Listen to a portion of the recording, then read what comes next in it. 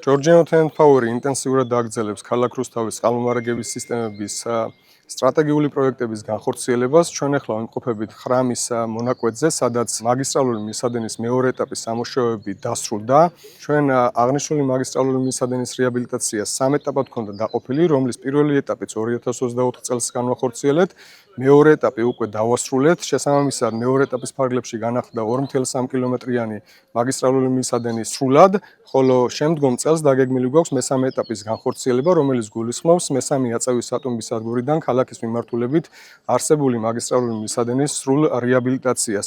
აღნიშნული პროექტები შეგვიძლია ვთქვათ, რომ თავისი მასშტაბიდან და მნიშვნელობიდან გამომდინარე არის სტრატეგიული მნიშვნელობის იმდენად, რამდენადაც მაგისტრალური მილსადენის თავისი დატვირთვით აქვს დიდი მნიშვნელობა სტაბილური წყალმომარაგებისთვის ქალაქ რუსთავის შემთხვევაში. ამიტომ, ვინაიდან აღნიშნული მაგისტრალზე ბოლო 50 წლის განმავლობაში ფაქტობრივად არ განხორციელებულა ინვესტიციები, ეს სამუშაოები მნიშვნელოვნად უზრუნველყოფს არსებული წყალმომარაგების სისტემების გაუმჯობესებას. რუსთავში GVP აგრძელებს მასშტაბური სამუშაოების განხორციელებას იმ პროექტებით, რომელიც დღეს მიმდინარეა ჩვენს ქალაქში, დარწმუნებულები ვართ, რომ დაიძლევა ის ერთი მთავარი გამოწვევა, რომელიც წყალს უკავშირდება.